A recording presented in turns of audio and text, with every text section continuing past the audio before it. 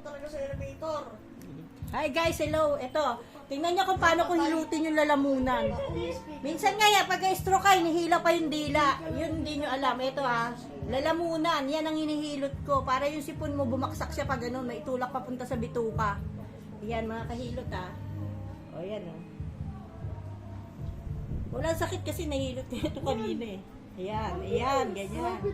Tapos ito rin tapos yan, mga kahilot to. Ayan, sa may bandang lalamunan. Ayan, tingnan nyo kung paano hilutin. Ayan, yan, guys. Ayan, tatlo lang. Isang madiin, tapos balik-balik, tatlo. Ayan, Ayan, sa lalamunan. Hinihilot din yan, lalamunan natin. Para bumaba yung mga medyo bara dyan na nandyan. Ayan, mga kahilot. Ayan, okay. Diba? Maginhawa yan, laking ginhawa. Makakaramdam niya yung hinihilot eh. Kaya magpapaunit pa sila kasi maginhawa. Yan mga kahilot. Yan. Sa bandang leeg yan, sa may lalamunan. Ganyan ang pagmasahe mga kahilot. Okay. Tapos na tayo dyan mga kahilot Punta tayo dito sa gilid ng kilikili mga kahilot.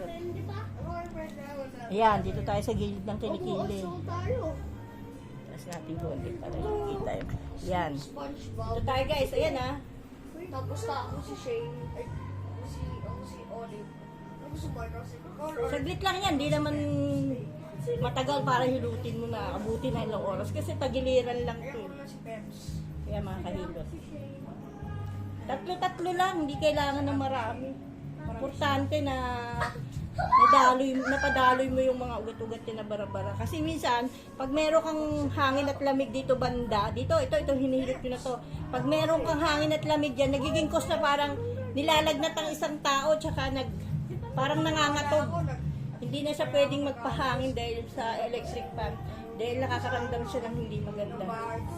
Okay mga kahilot, kabilang side naman. Ikot kayo. Ito naman mga kahilot, sa kabilang side naman. Sa leeg muna ako mga kahilot Ayan, yung lalamunan tsaka leeg, kabilang side naman mga kahilot. Ayan, panoorin nyo ako. Huwag kayong mag-aakma pag hindi kayo marunong Baka mamaya mapatira ng ugat sa batok at sa lalamunan dahil di kayo marunong. Ayan Hindi ka na mamatay. Yan mga kahilot. Maginhawa to pagkatapos. Tutulak mo yun sa may bandang lieg niya at sa lalamunan pababa. Ayan. Narafdan ako. Oo. Ito hindi gaano. Ayan mga kahilot Ganyan ang pagmamasahe sa batok, sa lalamunan. Minamasahe yan. Kala nyo hindi. Malaking ginawa yan pag minasahe. 25 years ko nang hanap buhay yan. Naawa ng Diyos, mga customer ko, mga okay naman sila. Maginhawa. Sa gilid ng tenga, yan Tatlo lang, okay na yun. Maginhawa na yun. Napadaloy mo. Dito naman sa may pisngi. Ayan, pisngi to. Ayan, mga kahilot Pinapakita ko lang sa inyo yung actual na masahe. Parang nagde-demo na rin ako nito. Demo na rin to Ayan Meron akong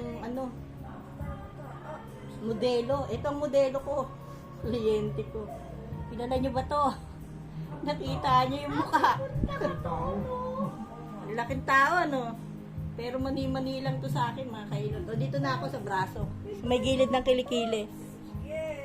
Yan. Wala, malinis dito mga kahilot. Wala siyang bara-bara dito. Malinis. Kasi kung ito may bara-bara, kahit anong laki nito, aaray sa sakit to Pagka halimbawang pinipindot ko na. Wala, malinis. Ang ganda ng daloy ng ugat niya rito. Ang ganda ng daloy ng mga ugat niya dito. Kasi palagi ito nagpapahilot Linggo-linggo halos Simula nung natikman. Dati ito pag hinihilot ko to, umaaray-aray pa. Parang ayaw magpahilot. Nung nakakaramdam siya ng maginhawa. Tsaka yung diabetes niya, medyo bumababa dahil dito.